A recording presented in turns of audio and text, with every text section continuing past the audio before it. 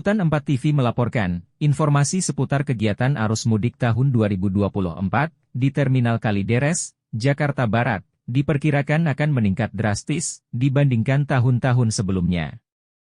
Dikarenakan banyaknya para penumpang dari Pulau Jawa dan Pulau Sumatera yang ingin mudik ke kampung halamannya. Dengan menggunakan alat transportasi darat, mulai dari H-10, menjelang Hari Raya sudah terlihat kepadatan para penumpang yang ingin mudik di Terminal Kalideres, Jakarta Barat. Saat ditemui awak media, perihal kesiapan Terminal Kalideres menghadapi arus mudik 2024. Ini jawab Revi Zulkarnain, selaku Kepala Terminal Kalideres, Jakarta Barat. Pada hari Selasa tanggal 4 April 2024. Jelasin, Pak. Ya, perkenalkan Pak. Nama saya Revi Zulkarnain, Kepala Terminal Bus Kalideres. Jadi pada saat arus mudik Lebaran tahun 2024 ini, kita sudah mempersiapkan pelayanan-pelayanan yang ada di terminal, termasuk juga posko-posko yang ada di terminal, dari posko pelayanan terpadu, kemudian posko kesehatan, kemudian posko racek, dan sudah saya dibantu dari Inspektorat DKI untuk memberikan pelayanan pengaduan kepada masyarakat apabila merasa dirugikan terhadap pelayanan-pelayanan ataupun hal-hal yang merugikan penumpang atau masyarakat, bisa dilaporkan ke posko pengaduan Inspektorat Posko Pungli di Terminal Kalideres.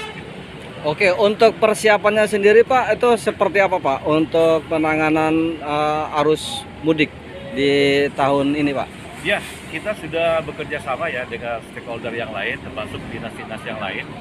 Intinya adalah memberikan pelayanan yang terbaik kepada masyarakat untuk penyelenggaraan angkutan Lebaran 2024 ini. Karena memang antusias masyarakat pada saat mudik Lebaran ini memang diperkirakan akan cukup tinggi, karena survei dari Kementerian Perhubungan itu ada peningkatan yang sangat signifikan, terutama untuk masyarakat yang menggunakan bus ya, terutama untuk tujuan ke Jawa maupun Sumatera. Kita sudah bekerja sama juga dengan perusahaan PO Bus supaya mempersiapkan bis bantuan apabila nanti ada lonjakan penumpang yang signifikan, sehingga penumpang bisa Sumatera akut, sehingga bisa merayakan hari Lebaran di kampungnya masing-masing. Oke, untuk ada lonjakan, jadi Pak, diperkirakan lonjakan itu di H-min berapa Pak? Ya, jadi berdasarkan pengalaman tahun-tahun sebelumnya, itu puncak arus mudik biasanya terjadi antara H-4 atau H-3. Kalau dari data yang ada, kemungkinan diperkirakan akan terjadi pada hari Sabtu atau Minggu, tanggal 6 atau 7 April 2024. Tapi kita lihat juga nanti, ini biasanya bersamaan juga dengan pemberian THR ya, mungkin dari perusahaan-perusahaan atau instansi. Biasanya masyarakat yang akan melakukan mudik itu biasanya melihat juga apakah sudah diberikan THR dari perusahaannya atau belum. Biasanya setelah itu biasanya langsung melakukan mudik.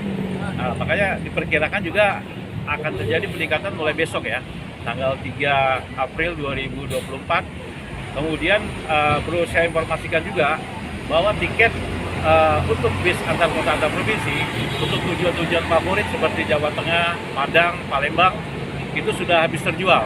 Tapi jangan khawatir, perusahaan PO Bus akan menyiapkan bis bantuan yang mana masyarakat bisa langsung datang ke Terminal Kalideres, akan dilayani oleh perusahaan otobus tersebut. Dan apabila ada kesulitan untuk pembelian tiket misalnya, bisa menghubungi Dinas Perhubungan Terminal Bus Kalideres. Untuk lonjakan penumpang itu diperkirakan berapa jumlahnya Pak? Dari tahun kemarin apa ada lonjakan peningkatan?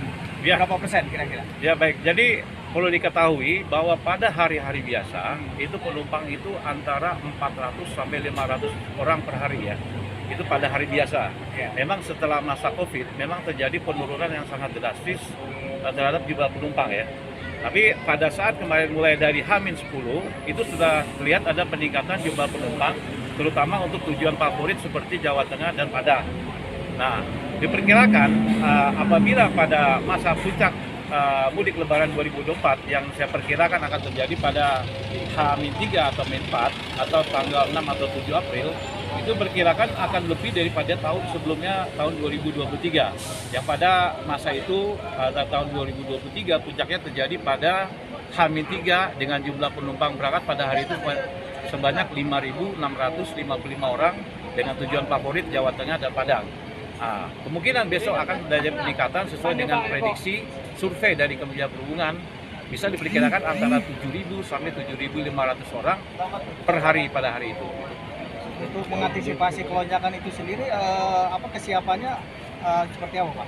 Ya, kita dengan menyiapkan posko-posko tadi ya, posko layanan seperti posko pengamanan terpadu, posko kesehatan, kemudian posko ramcek, dan juga pusat pelayanan yang ada di terminal. Kita juga ada dibantu juga dari Jasara Harja, kemudian Kimia Farma, kemudian PMI, dan juga ada rumah sakit di sekitar terminal yang berpartisipasi untuk memberikan pelayanan gratis kepada masyarakat yang ada di Terminal Kalideres, termasuk juga pengemudi, penumpang, dan yang lainnya bisa menikmati layanan yang ada di terminal. Itu secara gratis ya. Misalnya contoh seperti periksa darah, kemudian tensi darah, dan juga diberikan obat secara gratis.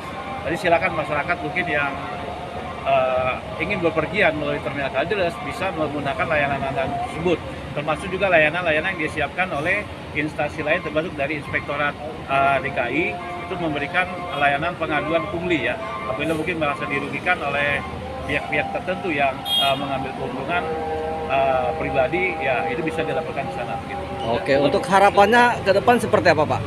Harapannya saya sebagai kepala terminal berharap ya terminal ini makin bagus ya, sehingga kesan-kesan terminal yang dahulu negatif ya, seperti banyak preman, copet maupun yang hal-hal yang lain itu bisa hilang lah. Kita juga berupaya sebaik mungkin untuk merubah hal-hal tersebut supaya masyarakat yang ada di terminal terbiasa dengan perubahan-perubahan yang lebih baik gitu. Oke, kalau begitu terima kasih atas informasinya, Pak. Selamat sore. Demikian liputan 4 TV melaporkan berita terbaru, akurat, aktual, tajam dan terpercaya, karena liputan 4 TV berani mengungkapkan fakta yang sesungguhnya. Reporter dan penulis, Adian S. Kameramen dan editor, Adian Bay.